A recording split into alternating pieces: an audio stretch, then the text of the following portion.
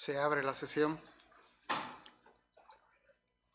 Excelentísimas e ilustrísimos señores académicos, representantes del campo universitario en Jerez de la Universidad de Cádiz, representantes de la entidad benefactora de esta Real Academia, Fundación Cajasol, Tebasa, Bodegas Williams & Humbert, CaixaBank, Bodegas Ximénez Espínola, Covi Jerez, amigos de la Academia, señoras y señores, queridos amigos. Continuamos en la sesión de hoy con la segunda conferencia programada dentro del ciclo Medicina y Sociedad, después de la magnífica disertación que en la primera de ellas ofreció el doctor don José Javier Pérez Venegas, jefe del Servicio de Reumatología del Hospital Universitario Virgen Macarena de Sevilla y director del Plan Andaluz de Enfermedades Reumáticas, bajo el título Reto en el manejo de las enfermedades reumáticas. En el día de hoy tenemos el placer de recibir en nuestra academia al doctor don Alipio Mangas Rojas, catedrático de Medicina y director del Departamento de Medicina de la Universidad de Cádiz, quien desarrollará su conferencia bajo el título Colesterol, relevancia clínica e importancia del tratamiento. Para la perceptiva presentación de tan distinguido ponente, cedo la palabra al doctor don Juan Manuel Durán Alonso, académico de número de esta Real Academia de San Dionisio. Tiene la palabra. Con la venia.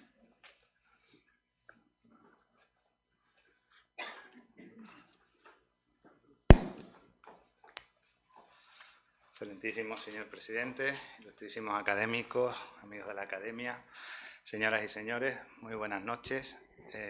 Deciros que sigue siendo un honor, igual que os dije el martes anterior, estar aquí hoy en este ciclo de Medicina y Sociedad y teniendo una segunda conferencia que creo que debe ser apasionante. ¿Por qué digo que debe ser apasionante? Pues por un motivo muy importante, porque vamos a hablar del colesterol. Y el colesterol es algo que muchas personas tenemos alto en sangre y no lo sabemos porque no nos da ningún síntoma hasta que desgraciadamente alguna vez nos puede producir por su acúmulo en sangre y la formación de una placa de ateroma un evento cardiovascular y eso tiene consecuencias médicas graves. Conocerlo y manejarlo es importante y como no nos produce ningún síntoma no nos suele preocupar. Estamos tranquilos hasta que una analítica o algún médico nos va orientando hacia cómo manejar el colesterol, ¿no? Pero yo antes de hablar de lo malo que es el colesterol tengo que decir que el colesterol es una cosa muy importante. ¿Por qué? Porque es una de las grasas fundamentales de la sangre y como tal es necesaria en nuestro organismo ya que junto a los fosfolípidos y la esfingomielina forma parte de las membranas plasmáticas, es decir, tiene un componente estructural imprescindible. Y también tiene una parte funcional muy importante, ya que es la base que utiliza el hígado para producir la bilis, imprescindible para la digestión de nuestras grasas, y es la sustancia que utilizan muchas glándulas para producir hormonas. Hormonas tan importantes como la que produce la cápsula suprarrenal, del cortisol, que es el que nos mantiene activos, o las hormonas tiroideas que produce nuestra glándula tiroides, o las hormonas sexuales, etc. O una vitamina, que realmente no es una vitamina porque es más bien una hormona, que es la vitamina D, que es imprescindible pues, para nuestros huesos, para nuestros músculos y para muchas otras funciones que hemos ido viendo después, como el control de la tensión, el sistema inmunitario, incluso algunos cánceres. Por tanto, el colesterol es una sustancia imprescindible. El problema es que el colesterol en no todo el mundo funciona igual. El colesterol como grasa no se disuelve en agua. Y por tanto, para circular en el plasma tiene que unirse a unas proteínas.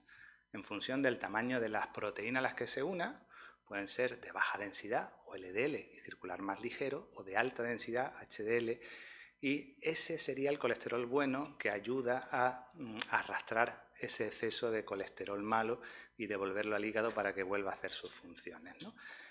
¿Qué es lo que pasa cuando hay un exceso de colesterol malo, del LDL? Que es el causante principal de la arteriosclerosis. Y yo solo voy a destacar dos retos muy importantes en la historia del colesterol. Uno muy curioso, y a mí que me gusta la historia lo remarco, fue a mediados del siglo pasado, en el año 1947, cuando en Estados Unidos estaba de presidente Truman, destinó $500.000 para el estudio de las enfermedades cardiovasculares y los factores de riesgo que la producían. ¿Sabéis por qué? Porque su antecesor Roosevelt murió de un evento cardiovascular. Este hombre diría, cuidado que me va a pasar a mí, a los que vengan, vamos a estudiar un poquito más esto. Y se hizo uno de los estudios más importantes de la medicina, que os sonará, que es el estudio Framingham, que se desarrolló en la Universidad de Boston. Llevamos todavía, pues desde entonces, estudiando el Framingham. Creo, Alipio, que tú sabes mucho más que eso, que ya están los nietos de los primeros que participaron siguiendo el estudio Framingham para continuar estudiando los factores de riesgo vascular, ¿no? 10 años después fue cuando a mediados de siglo se publica que el colesterol alto y la hipertensión son dos factores de riesgo claros con evidencia científica de que sus niveles elevados en sangre o sus cifras tensionales elevadas podían producir eventos cardiovasculares y por tanto recomendaban controlarlo. Entonces no sabíamos cómo, sino con una dieta. Los estudiaban los americanos en Boston y decían que siguiéramos la dieta mediterránea, la nuestra, que es mejor que la de ellos porque es más benigna en grasas y nosotros nos basamos en una dieta mediterránea con aceite de oliva y es más saludable que la americana, ¿no? Y el segundo reto importantísimo fue honor de un premio Nobel. Fueron dos investigadores, Michel y el segundo, ¿cómo se llamaba? Goldstein y Brown, los que recibieron el premio Nobel en 1986 porque hicieron un descubrimiento muy importante, descubrieron las vías metabólicas del colesterol.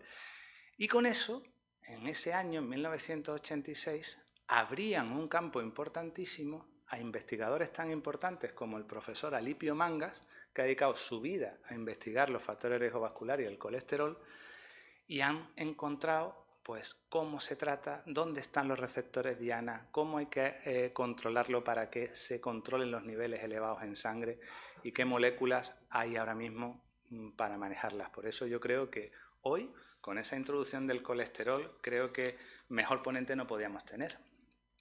Su currículum es uno de los mejores en medicina de la provincia de Cádiz. También es muy humilde, me da medio folio de currículum. Yo creo que ya el profesor Alipio Manga me dice, te voy a dejar las 10 últimas publicaciones internacionales de los 2 últimos años. Digo, qué envidia, Dios mío, leer esto, ¿no? Pero bueno, Alipio Mangas es catedrático de medicina interna del departamento, es el jefe del departamento de medicina de la Universidad de Cádiz, vinculado al servicio de medicina interna del Hospital Universitario Puerta del Mar de Cádiz. Bueno, solamente tiene 7 tramos de actividad investigadora. Creo que eso nos demuestra los años que lleva investigando, incluido el de transferencia y reconocido por la Comisión Nacional Evaluadora de la Actividad Investigadora, ¿no? El último año evaluado fue en 2020. En este tiempo ha sido director de 33 tesis doctorales. Muchos médicos de Cádiz han sido dirigidas sus tesis por el profesor Alipio Manga. Su actividad docente pues tiene 9 tramos docentes evaluados favorablemente, el último en 2021, en el apartado de méritos de docencia. Su dedicación docente fundamental ha sido ininterrumpida a tiempo completo en las actividades contempladas en el periodo de grado de doctorado. Ha sido director de cursos monográficos del doctorado durante más de 20 años y su formación continuada e innovación docente es reconocida en los 5 tramos de complementos autonómicos. Desde su punto de vista de actividad asistencial, es especialista en medicina interna, vinculado desde el año 92 al Hospital Puerta del Mar de Cádiz en el Servicio de Medicina Interna, donde es el director de la Unidad Clínica Experimental de Lípidos, homologada por la Sociedad Española de Arteriosclerosis. O sea, creo que de colesterol no hay nadie más que sepa que el profesor Alipio Manga. Aparte de la actividad docente y asistencial, en gestión, pues es el director del Departamento de Medicina, cargo académico que tiene actualmente, ¿no? Ha sido evaluador de proyectos presentados a convocatorias públicas competitivas a nivel nacional por el FIS y ha sido miembro de la Comisión de Evaluación de la ANECA y de la Comisión de Ciencia de la Salud Experimentales de la Agencia para la Calidad del Sistema Universitario de Galicia, miembro de la Comisión Académica del Doctorado de Ciencia de la Salud y del Máster de Educación Física y Deporte de la Universidad de Cádiz y miembro del Comité Científico del Grupo de Trabajo Dislipemia Aterogénica de la Sociedad Española de Arteriosclerosis. Yo creo que seguir hablando, y bueno, las 10 últimas publicaciones son en inglés, se me da muy mal, así que yo creo que, de verdad, creéroslo, que es la persona que más sabe de colesterol. Y tiene una cosa que siempre me ha encantado de Alipio y le he pedido permiso para que me lo diga. además de saber mucho de colesterol y ser el catedrático y el jefe de departamento, es el médico que tiene la consulta en el sitio más bonito de la provincia. La tiene en el faro de Chipiona. Si alguna vez vais paseando por Chipiona, por el paseo marítimo para cruzar de Virgen del Mar a la playa de Regla, vais a pasar por delante de la consulta del profesor Alipio Mangas. Y ese faro que ha iluminado tantas veces a esos barcos que entran buscando el Guadalquivir o saliendo del mismo, deseo que hoy seas tú también la luz, Alipio, que nos ilumine a los jerezanos sobre el colesterol. Muchísimas gracias por estar aquí con nosotros.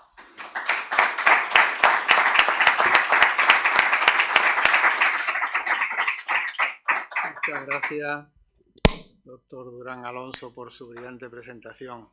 A continuación, me complace invitar al doctor Mangas Rojas a ocupar su lugar como conferenciante para desarrollar el tema colesterol, relevancia clínica e importancia del tratamiento. Tiene la palabra. Con su baño.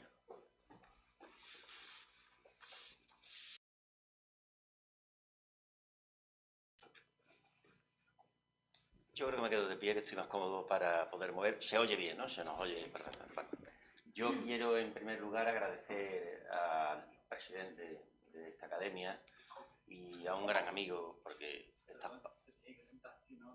no se oye. Es que se colgará. No es muy beneficioso para el colesterol, pero bueno.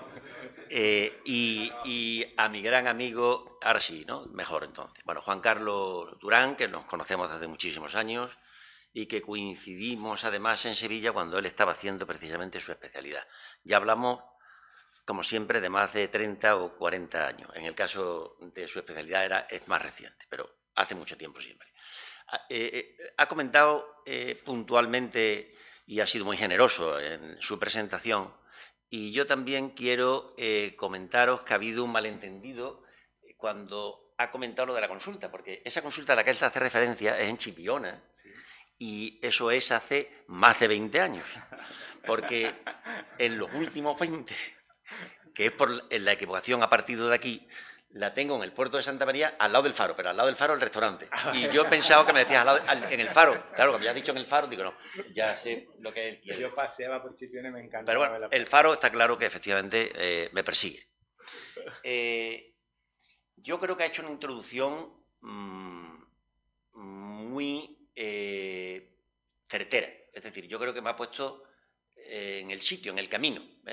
Ponte ya en marcha porque la presentación yo creo que ha sido excelente. Y van a ver por qué se lo digo y que no es ningún tipo de amparo. El colesterol, que ahora tendremos tiempo para demonizarlo, pero en principio, como él bien ha dicho, es importante para nuestro organismo. Es decir, cumple pues todas esas funciones que él precisamente ha comentado. Funciones estructurales, función precursor de hormonas, de vitamina D, de hormonas córticos suprarrenales como el cortisol o la aldosterona, es decir, es necesario para el organismo. El organismo no podría ejercer unas funciones fisiológicamente vitales si no tuviese colesterol. Y esto es importante, y quiero decírselo así, porque una cosa que nos ha preocupado muchísimo es que con la disposición de un arsenal terapéutico que hoy día tenemos para bajar el colesterol, nos ha preocupado si esa reducción, cuando era tan intensa, podía conllevar acciones patológicas sobre nuestro organismo. En principio, esto parece que no es así. Con cantidades muy bajas de concentraciones, de tasas, niveles de colesterol, el organismo va a poder realizar todas sus funciones de forma correcta. Otra particularidad es que ven que yo le pongo aquí la molécula del colesterol. Bueno, esto es un ciclopentano, hidrofenanteno, como siempre. Nosotros somos muy complicados en las denominaciones de este tipo de moléculas, pero tiene una particularidad. No hay ninguna enzima en el organismo que pueda provocar su catabolismo inmediato. Este tiene que ser, como Juan Carlos ha comentado, a través de la bilis.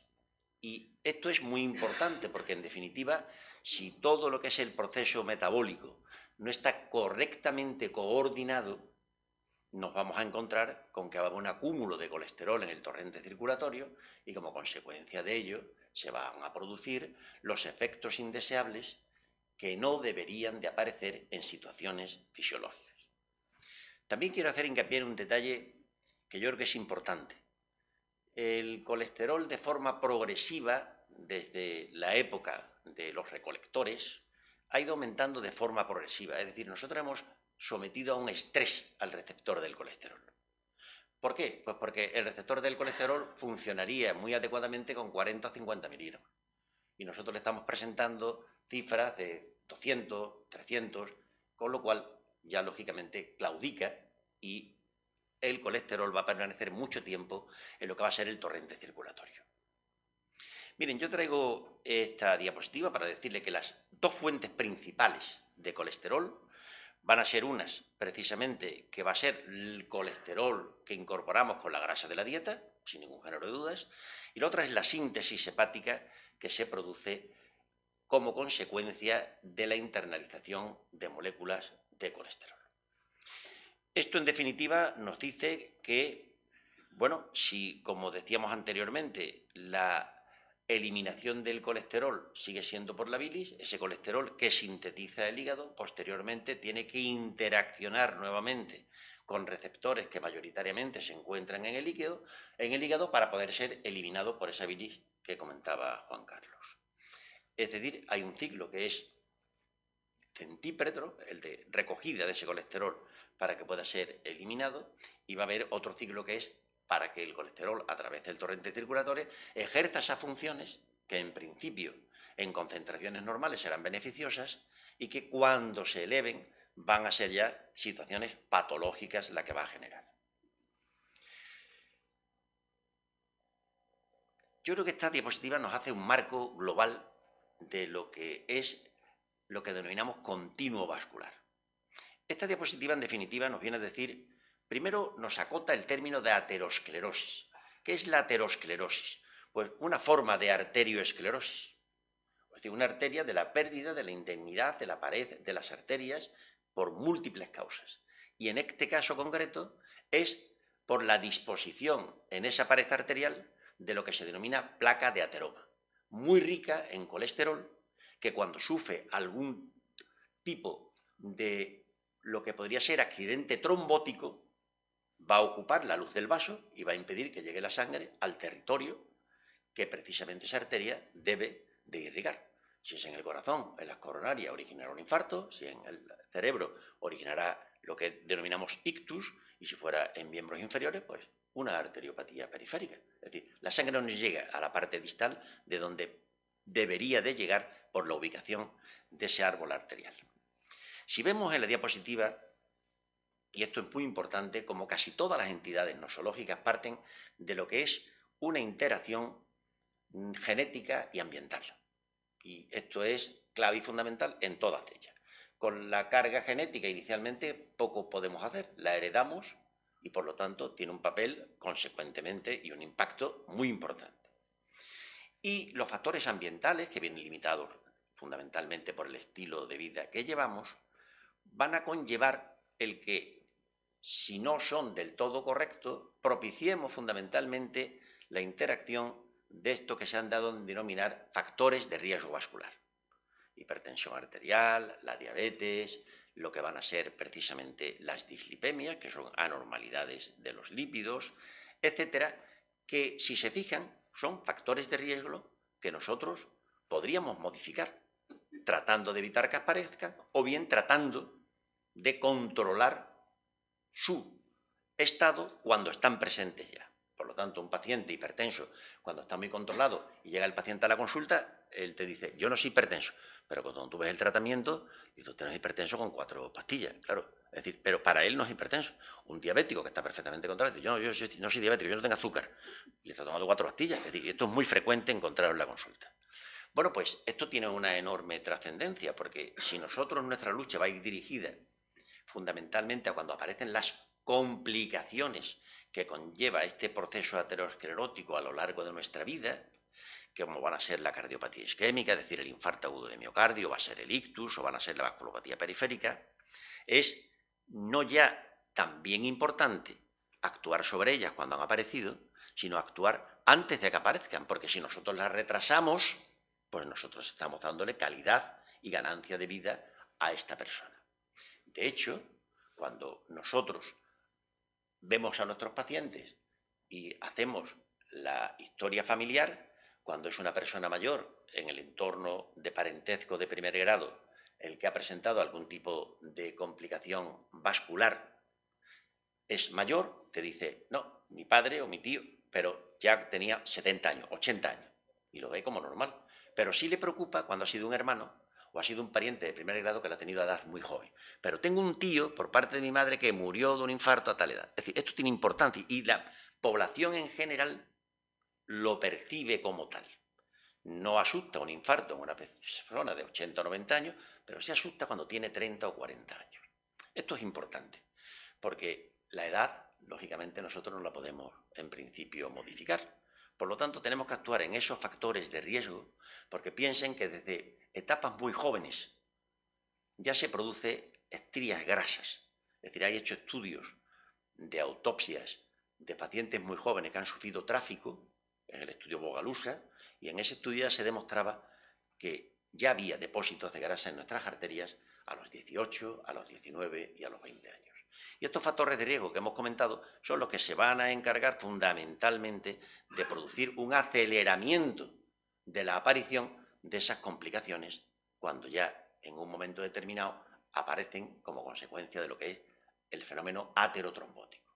Por lo tanto, se habla hasta la parte mitad de este semicírculo de la izquierda de lo que sería una aterosclerosis asintomática, es decir, como dice Juan Carlos, los protagonistas están ahí, pero nosotros no notamos nada, y ya pasamos a los eventos y a las complicaciones de los eventos que van a generarse cuando se produce la trombosis. Esto se ha dado en denominar prevención primaria y prevención secundaria. Se es mucho más riguroso y mucho más exhaustivo en el tratamiento en prevención secundaria, y yo siempre he dicho que yo creo que esto ha sido una denominación equivocada. Porque en definitiva te acuestas a las 12 en prevención primaria y te levantas a las 5 de la mañana en prevención secundaria. Por lo tanto, todos los esfuerzos, independientemente de lo que hagamos cuando aparecen las enfermedades cardiovasculares, debemos hacerlo en esta primera etapa, antes de que aparezca la enfermedad cardiovascular. ¿Por qué es tan importante esto? Porque fíjense ustedes, la enfermedad cardiovascular es sin ningún género de duda la principal causa de mortalidad en los países occidentales en el cual nos encontramos, por encima del cáncer, y aproximadamente, para que tengamos una idea, pues supone, como ven aquí, pues más de 4 millones de muertes anuales en Europa. Y si tienen la curiosidad de ver la diapositiva, pueden perfectamente ver cómo es dominante las enfermedades cardiovasculares en las causas de mortalidad y cómo la diferencia entre hombres y mujeres pues prácticamente se aproxima mucho. Ya ven que aquí que no hay unas diferencias muy estadísticamente significativas, aunque algunas diferencias sí hay. ¿Esto qué ocurre? Pues esto ocasiona un gasto sanitario enorme.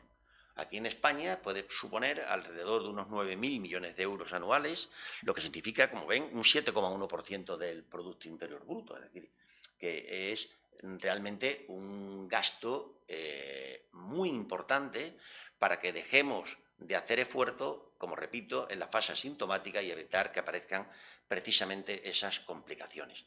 Y tan es así que es una carga tan severa para la salud que cuando se intenta ir acotando y haciendo cálculos matemáticos para ver cuál sería la aparición o frecuencia de estos eventos, pues podemos llegar a la conclusión de que hay una muerte cada 8 segundos. Es decir, que prácticamente cuando nos despedimos por la noche y decimos hasta mañana, pues podemos considerarlo casi un síntoma de autoconfianza excesiva en nosotros mismos, porque aquí no sabemos cuándo nos vamos a levantar. Y yo creo que esto también es importante.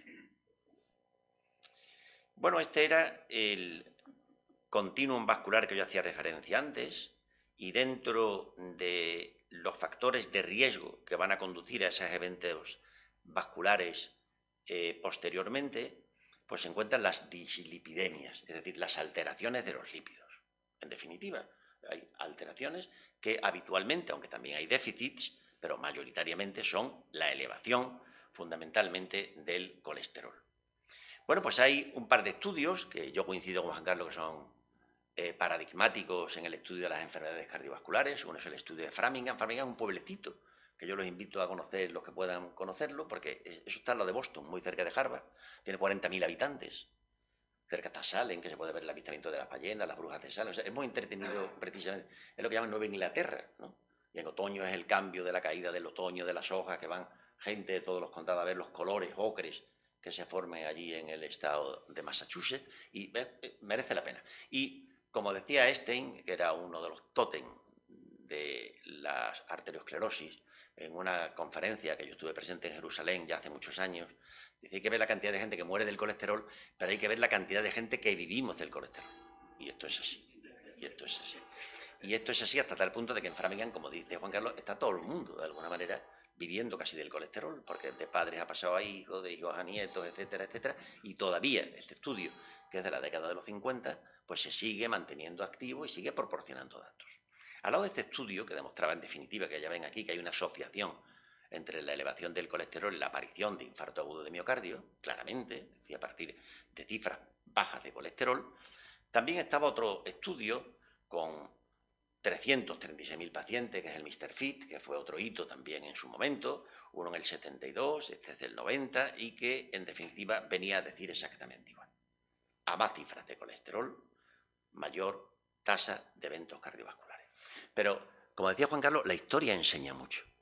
Y nosotros tenemos que recordar a un patólogo, Anishkov, ruso, militar, de la Academia Militar, del Hospital de la Academia Militar de San Petersburgo, que se dedicó a hacer autopsias de pacientes que fallecían como consecuencia de eventos vasculares. Y él vio claramente la asociación, hasta tal punto que hay una publicación del año 50 y tantos en la que él hace una revelación. Sin colesterol no habría aterosclerosis. Fíjense el tiempo, cómo le ha dado la razón a una persona que, quiero recordar, murió en el 50 y tantos del siglo pasado. Bueno, pues los lípidos, y también Juan Carlos ha comentado, no pueden estar vehiculizados en un medio acuoso, es decir, el colesterol y los triglicéridos, que son los principales lípidos, no pueden ir por la sangre circulando. Tienen que estar conducidos por unas partículas a las que se denomina lipoproteínas, y estas partículas son los que en el interior de su molécula llevan al colesterol y a los triglicéridos, y son los que van recorriendo nuestra circulación, porque no podrían en un medio acuoso poder en un momento determinado hacer su recorrido normal en su metabolismo. Fíjense, estas son las lipoproteínas que se clasifican por gradientes de densidad y no vamos a entrar en detalles, pero yo quiero aquí comentarles una cosa. Observen que hay una figurita arriba que es la ApoB. La ApoB es una molécula, es una apoproteína, es una proteína que está en el exterior de esa molécula, y que la ApoB100 tiene un papel fundamental, porque la ApoB100 va a ser el determinante de unión a ese receptor que él comentaba anteriormente, que valió el premio Nobel de Goldstein y Brown cuando estructuraron el reconocimiento de ese receptor en el hígado. Si ApoB100 no funciona bien o LDL el receptor tampoco, ya empezamos a tener acúmulo de colesterol. Esto, en definitiva, queda postergado a esta situación. Un aspecto importante es que la ApoB solamente hay una molécula por cada partícula. Es decir, una molécula de LDL lleva una molécula de ApoB, una de VLDL lleva una molécula de ApoB, unos remanentes de VLDL llevan una sola molécula. Puede llevar 800 moléculas de fosfolípido en su superficie, 500 de colesterol esterificado. No esterificado, perdón, el esterificado va en el interior de la molécula. Pero ApoB una, es decir, que si nosotros sabemos y conocemos la concentración de ApoB que se suele hacer ya en los laboratorios, nosotros sabemos perfectamente cuál es la carga aterogénica que tiene un individuo. Y esto tiene una trascendencia enorme, porque no solamente es LDL la que lleva ApoB, hay otras partículas ricas en triglicéridos que también lleva ApoB. Y si ahora veremos cómo la protagonista de todo lo que vamos a hablar hoy es la LDL, estas partículas que tienen ApoB100, ya, pero en poco tiempo, también la población general conocerán que son aterogénicas. Esto se ha suplido en las guías por una determinación mucho más fácil, que es lo que se denomina colesterol no HDL. Bueno, si al colesterol total le quitamos la HDL, que son esto que la gente llama el colesterol bueno, pues nos quedamos aquí con el colesterol malo, que está vehiculizado por estas partículas, que tienen ApoB. Y hoy día lo podemos caracterizar con una simple recta. Bien, estas partículas, que en definitiva representan lo que ya hemos dicho, el colesterol que no va vehiculizado por HDL, restando colesterol, el HDL ya sabemos cuánta concentración tiene, pues tienen un papel fundamental. Tienen un papel fundamental donde yo hoy me quiero centrar, sobre todo, en la LDL, y les explicaré por qué. Dentro de las anormalidades lipídicas en general hay muchas, pero sin ningún género de dudas, la elevación de LDL colesterol tiene un papel trascendental, hasta tal punto que, sin entrar en detalles acerca de la molécula de la misma, donde, repito, en esta parte amarilla es donde iría vehiculizado el colesterol esterificado y los triglicéridos, nosotros, a partir de su conocimiento, se empieza a desarrollar pues, una serie de estudios, decir, bueno, ¿qué importancia tiene la LDL? Miren, este es un estudio también, 2005, de Salim Yusuf. Este es un médico que fue presidente de la Federación Internacional de Arteriosclerosis y que hoy día ejerce su especialidad en la Universidad Marquette de Canadá. Y este señor comparó 15 pacientes que habían tenido un infarto agudo de miocardio con 15.000 pacientes que habían tenido un infarto de miocardio con 15.000 que no lo tenían. Y dice, bueno, ¿qué es lo que hay aquí? Bueno, pues él ve que hay una serie de factores de riesgo que tienen un papel trascendental. Casi todos favorecedores de su aparición, pero algunos protectores. La educación, la práctica de la realización de ejercicio físico, el comer lo que sería en la pirámide nutricional, alimentos como frutas, vegetales, etcétera, pues el consumo de alcohol moderado. Aquí en nuestra tierra tenemos que tener cuidado con esto del consumo de alcohol moderado, pero en definitiva, en todos los estudios que se han hecho, el consumo de alcohol moderado no es perjudicial cardiovascular. Tiene ese tipo de distribución en forma de J, que cuando el consumo ya es elevado, pues ya aparecen todas las complicaciones que pueden aparecer con el colesterol. El resto, lípidos, tabaco, diabetes, hipertensión, todos contribuían a la aparición del infarto en los pacientes que lo presentaban. Bien, ¿cuál es el factor que contribuye de una forma proporcional mayoritariamente o con mayor prevalencia en ese infarto? Los lípidos, las anormalidades lipídicas, producidas fundamentalmente por el colesterol de la LDL. Lípidos y colesterol, lípidos y tabaquismo vienen a representar las 2/3 partes del riesgo posible, atribuible a estos factores en el infarto agudo de miocardio. Bueno, pues esto es importante porque, en definitiva, son estos factores de riesgo, son lo que tenemos que actuar, que ya lo comentábamos antes, sin olvidar que hay también los genéticos que comentábamos y otros que, bueno, la edad, la raza, etcétera, que tampoco, y tienen su influencia. Y tienen su influencia porque, fíjense que yo les voy a presentar una diapositiva aquí, que no vamos a entrar en detalles, pero que en definitiva es cuando hay estas alteraciones por mutaciones genéticas que podemos tener en la síntesis de LDL colesterol, y esto se va a traducir en un patrón hereditario autosómico recesivo en el cual hay una prevalencia o una incidencia de enfermedades caracterizadas por elevación de LDL. Pues a través de estos estudios genéticos se puede observar que cuando hay mucha LDL, como ven en la parte superior de la diapositiva, cuando hay aumento, hay una concordancia con el riesgo vascular. Cuando hay otras alteraciones que son de pérdida, por otros motivos, hay también una concordancia. Menos PCSK, menos enfermedad cardiovascular. E igual ocurre en todas las moléculas que comentábamos anteriormente que contenían ApoB100. Los triglicéridos, LPA, etc. Donde no hay concordancia es precisamente en esto que denominamos colesterol bueno, el HDL. Aquí, cuando se hacen los estudios genéticos, esa concordancia no va a estar presente. Bueno, ¿por qué quiero presentarles esta enfermedad? Porque fíjense la prevalencia que tiene.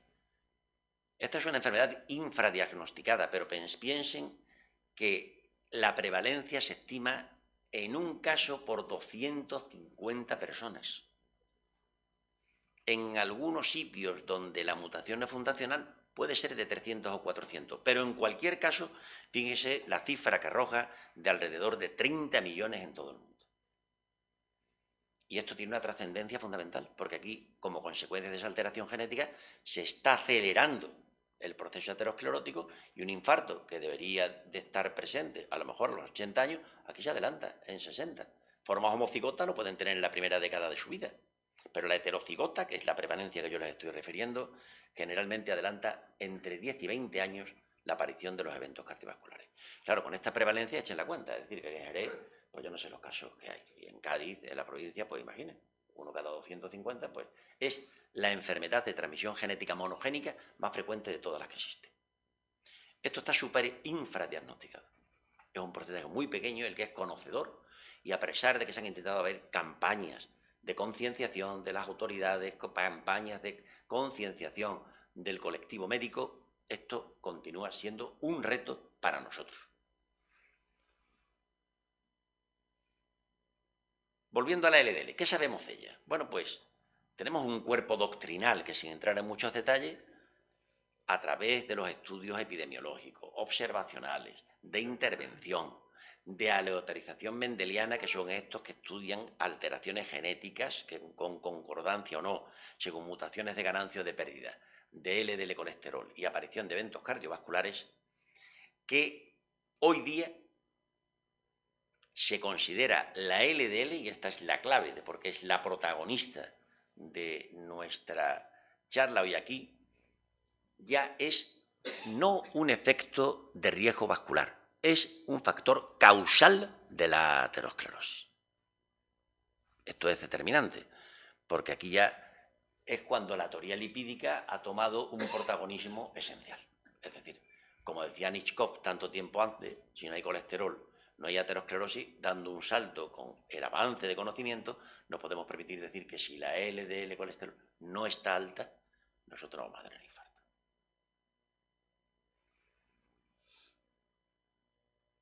¿Y qué importancia tiene? Pues fíjense, porque todos los estudios de intervención, habitualmente con tratamientos activos, que se han realizado para ver el comportamiento de la LDL, tanto en prevención primaria, recuerden el continuo, la parte esta de que todavía no había eventos, como los que ya han sufrido eventos, como incluso el análisis de la placa de ateroma que caracteriza la aterosclerosis, han demostrado que hay una reducción muy, muy significativa de la aparición de estas enfermedades cardiovasculares y principalmente el infarto agudo de miocardio.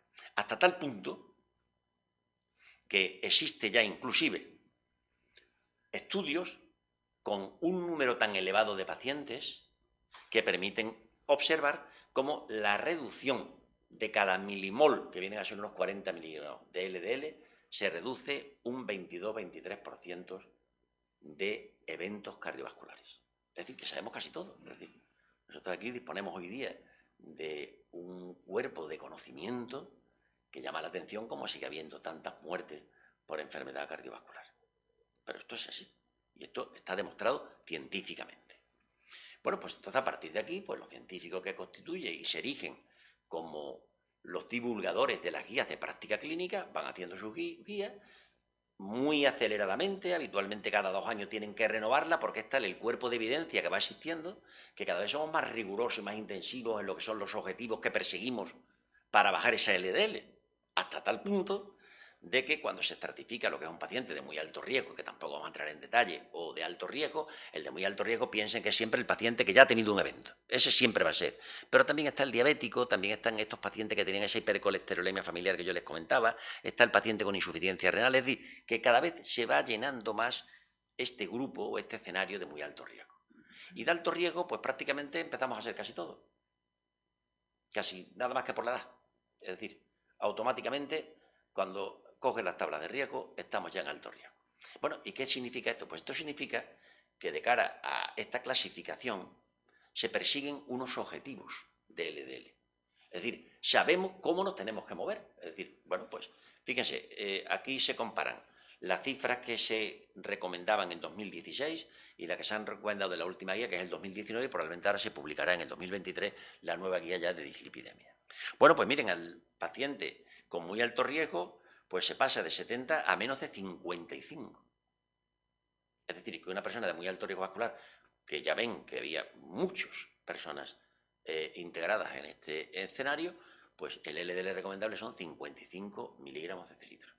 Pacientes de alto riesgo, que antes eran 100, ya son 70.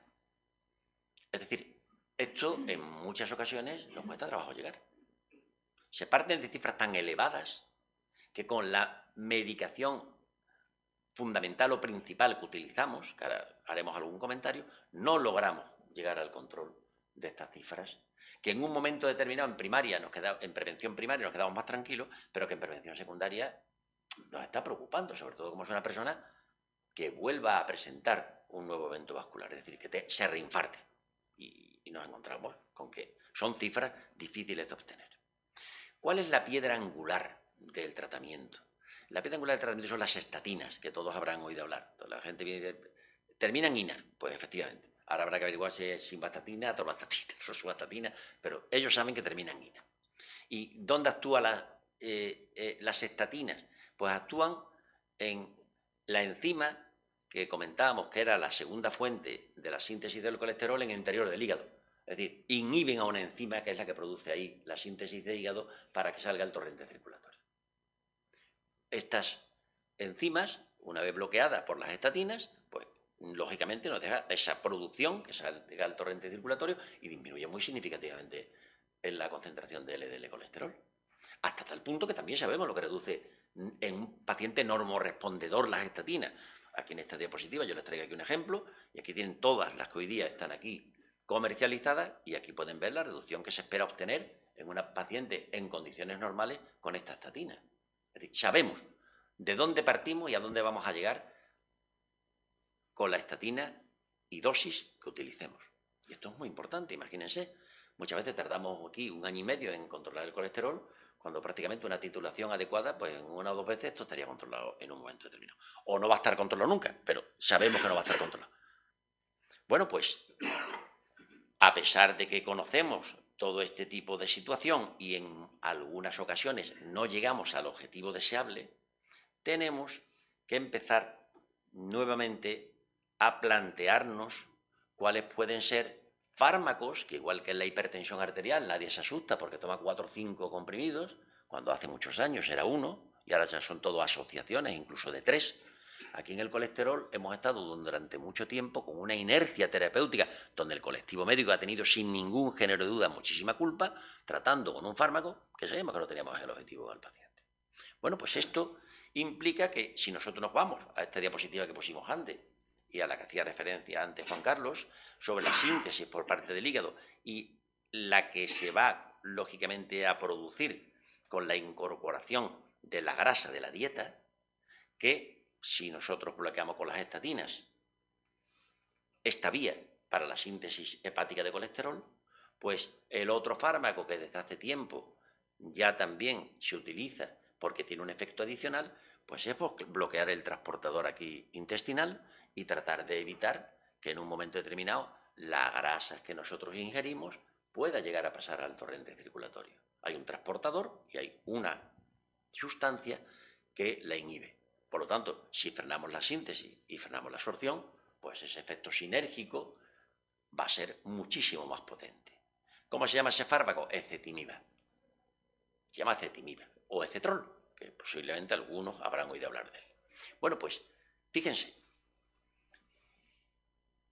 se hablaba siempre de que cuando yo les comentaba que había una reducción muy significativa de LDL en todos los estudios de intervención, todos o mayoritariamente estaban realizados con estatinas y se hablaba de la teoría estatínica, porque ningún fármaco no estatínico había demostrado que también podía producir reducciones de LDL colesterol de acuerdo a la que producen las estatinas. Pero hay un estudio que es el IMPROVE-IT, que se publicó en 2015, un estudio además que tardó muchísimo tiempo en ser publicado. Y en este lo que se utiliza es añadir a la estatina ezetimiba, precisamente. Y entonces nos encontramos con que cuando se hace la publicación, ezetimiba asociada a la estatina continúa reduciendo los niveles de LDL colesterol. Es decir, que con estatina y ezetimiba nosotros logramos mayor potencia reductora de LDL y, por lo tanto, menores efectos cardiovasculares, que es como se miden estos fármacos. Ustedes piensen que cuando hablamos de diabetes, hablamos de hipertensión, hablamos de estos factores de riesgo, esto ha llegado a haber una concienciación en las autoridades científicas que hoy día, para sacar un fármaco para la diabetes tipo 2 o para sacar un fármaco para el tratamiento de la hipertensión, no solamente se exige que sea eficaz, es decir, que baje tensión, no solamente se exige que sea seguro, es decir, que no nos mate por otra causa, sino que además se les exige, antes de su comercialización, que tengan reducción cardiovascular. Claro, estamos hablando de fármacos protectores de la vida, es decir, por eso estamos llegando a la vida que se llega, claro, porque todos los supervivientes de infarto agudo de miocardio, de ictus, etcétera, bien tratados, pues la esperanza de vida, fíjense cómo se sitúa en la actualidad. Es decir, tenemos lo que sería impensable. Yo he vivido la época en que aquí no estaban comercializadas las estatinas. Yo tenía que mandar a mis pacientes a Gibraltar. Y hoy día disponemos de un arsenal terapéutico pues, de un país rico, hay que reconocerlo. Es decir, cualquier fármaco en cualquier sitio, hoy disponemos aquí de él. Bueno, pues cuando hacemos y se mira en esta reducción, que recuerden que decía que por cada reducción de un mol o 40 miligramos había una reducción de aproximadamente el 23-22% de eventos cardiovasculares, con el Improvit, con ezetimiba, se sigue manteniendo exactamente igual.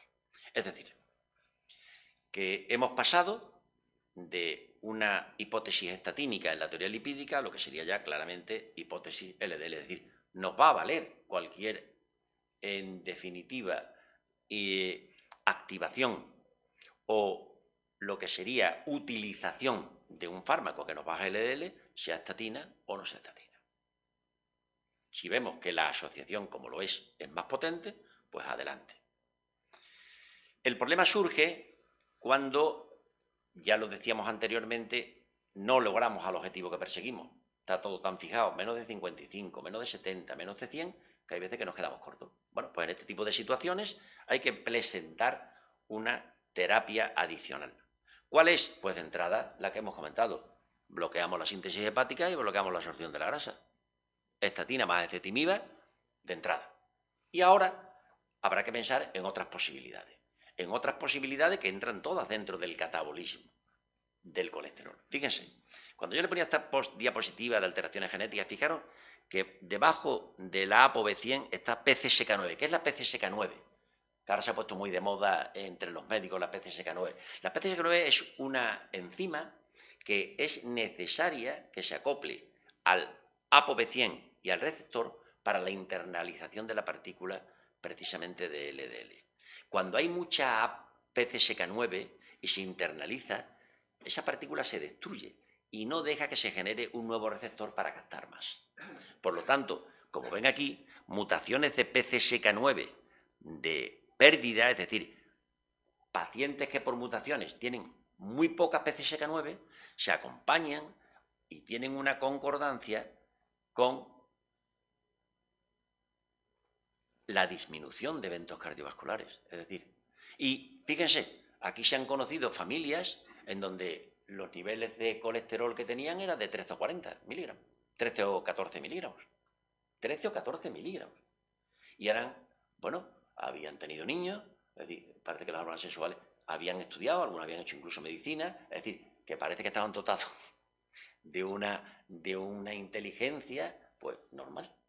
Por eso les digo que esto que nos preocupaba se va desvaneciendo con el tiempo. Es decir, parece que, como ya se ha popularizado, cuanto más bajo, mejor. Y esto es así.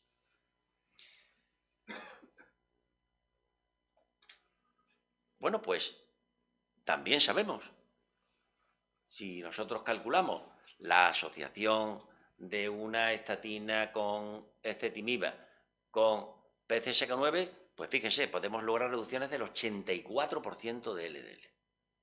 Es decir, que un paciente que tuviera 200, pues lo dejamos como una pera. Es decir, que cumplimos los objetivos, cada vez se cumple. Se deberían de cumplir más. Se deberían de cumplir más. Y cuando se hacen estudios para ver cuál es el resultado de esta elegante arsenal que tenemos para el tratamiento de las alteraciones de los lípidos, pues nos encontramos que esto no va así, no funciona así. O sea, te explicas por qué sigue existiendo muchísimas muertes por enfermedad cardiovascular, a pesar del conocimiento y del tratamiento que disponemos. Y esto es lo que hay que pensar. ¿Por qué está ocurriendo esto? Bueno, pues fíjese,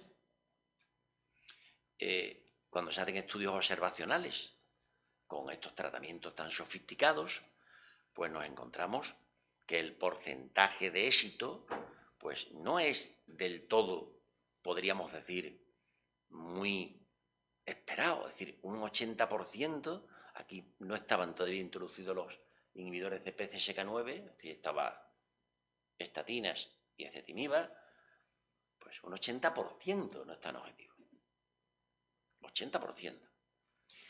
No quiero decirles cuando se analizan los pacientes que tenían esa enfermedad que yo les presenté, como la hipercolesterolemia familiar heterocigota, con una prevalencia de un caso 250, 300, 400, dependiendo de la población fundacional, pero que en cualquier caso es la enfermedad de transmisión monogénica más frecuente. Un 10%. Esta cohorte es la española, el SAFEHEART, y el otro día le comentaba yo a Juan Carlos que ya estaba aquí precisamente el presidente de la fundación, que es Pedro Mata, y bueno, muchos resultados, mucha producción científica, pero nos encontramos con este dato. Y el último estudio observacional, que es el Da Vinci, que se ha publicado en el 20, es decir, era casi el inicio, con un cierto retraso, de la utilización mayoritaria de los PCSK9, se observa, como veis aquí, que en los pacientes de muy alto riesgo, la diferencia entre el 16 y el 19 es que solamente el 18% de los pacientes cumplen ese objetivo. ¿Y por qué ocurrirá esto? Bueno, pues yo creo que aquí hay un cierto grado de inercia en el médico, que yo creo que el médico no se conciencia realmente de estos conocimientos, y por otra parte que la cumplimentación terapéutica por parte de los pacientes muchas veces tampoco no es la adecuada. Y esto es también cierto. Las estatinas tienen como muy mala fama, que producen dolores musculares, y la gente no mantiene el tratamiento, puede empezar tomándolo, pero lo va abandonando. Y esto es algo en lo que habrá que insistir, porque, repito, después de los datos que tenemos a favor de que el LDL es el causante mayoritario, o la causa o la etiología de la enfermedad cardiovascular, no podemos permitirnos estos datos. Es decir, hay que seguir concienciándonos sobre lo que van a ser la utilización adecuada precisamente de estos fármacos, porque, como ya hemos comentado, la intervención reductora es lineal y cuando se actúa en enfermedades genéticas todavía es aún mayor, es decir, la reducción de 1 milimols casi se acompaña de reducciones del 69%. De aquí que en principio pues ya se conoce y se ha popularizado el colesterol cuanto más bajo, cuanto antes y mantenidamente mejor. Para concluir, con este autor que comentábamos anteriormente, que era Salim Yusuf, el canadiense, que hablaba acerca de que, en definitiva, hay unos factores perfectamente identificados, modificables, sobre los que se puede actuar, en una editorial en Lancet, que decía que la enfermedad cardiovascular después de los 80 es un designio de Dios, pero que antes de los 80 posiblemente sea un error médico. Y posiblemente tenga razón. Y todo, yo creo que hay que hacer una labor de constricción acerca de cómo podemos mejorar este escenario que tiene, lógicamente, pues un impacto devastador en nuestra sociedad. Yo aquí voy a terminar, y les quiero agradecer en los tiempos que estamos, muy sinceramente, pues su atención y su presencia esta tarde aquí con nosotros. Muchas gracias.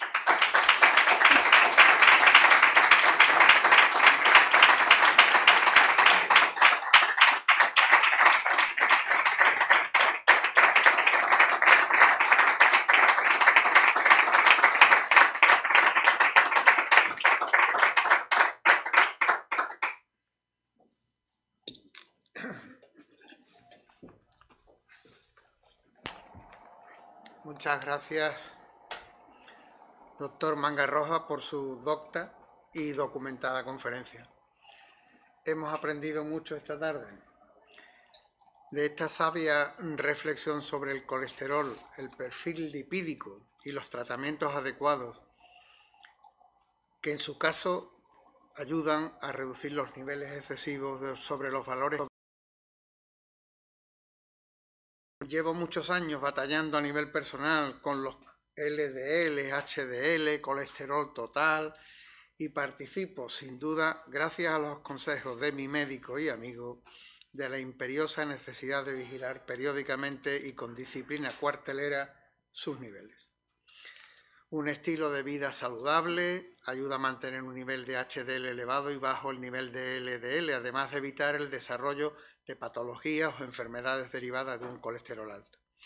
Seguir también una dieta equilibrada, sustituyendo grasas saturadas por grasas saludables, mantener un peso correcto, hacer actividad física regular, beber con moderación y no fumar son formas de conseguirlo. Pero hasta aquí llego.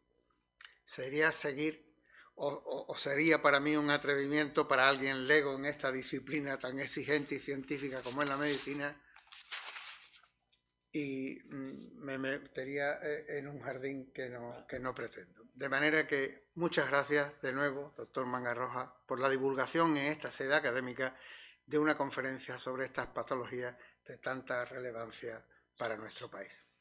Muchas gracias igualmente a las autoridades que nos acompañan, a la ilustrísima señora y señores académicos, a los benefactores y amigos de la academia. Y a todos los que nos honran con su presencia, y les emplazo para el próximo jueves, día 24, en el que se presentará el libro de doña María López Valla titulado Ana Estrada, estando la presentación del mismo a cargo del académico del vicepresidente de Arte, don Bernardo Palomo Pachón. Asimismo, les informo que el próximo sábado, día 26 del presente mes de noviembre, celebraremos, junto a la Real Academia Provincial de Bellas Artes de Cádiz, una jornada que comenzará a las 11 horas, en la que nuestro vicepresidente de Artes y académico de número de la de Bellas Artes, ilustrísimo señor don Bernardo Palomo Pachón, el cual dará una conferencia sobre la pintura actual en Jerez. Posteriormente se celebrará una mesa redonda sobre la situación de las Bellas Artes en Jerez, moderada por nuestro vicepresidente de Arte, y en la que estarán dos jóvenes pintores jerezanos llamados a desempeñar un importante papel en el mundo de la pintura de nuestro país, Rocío Cano y Eduardo Millán. Completaremos la mesa con los dos presidentes de ambas academias. El acto finalizará con un Jerez de honor al que están todos ustedes invitados. Finalmente, les adelanto que la tercera y última conferencia del ciclo Medicina y Sociedad se celebrará el próximo martes, día 29 de noviembre, y estará a cargo del excelentísimo señor don Carlos Infante Halcón, cirujano cardiovascular y presidente de la Real Academia de Medicina y Cirugía de Sevilla, bajo el título 50 años de la historia de la cirugía cardiovascular, con la presentación de este presidente que les habla. Sin más consideraciones, se levanta la sesión. Muchas gracias.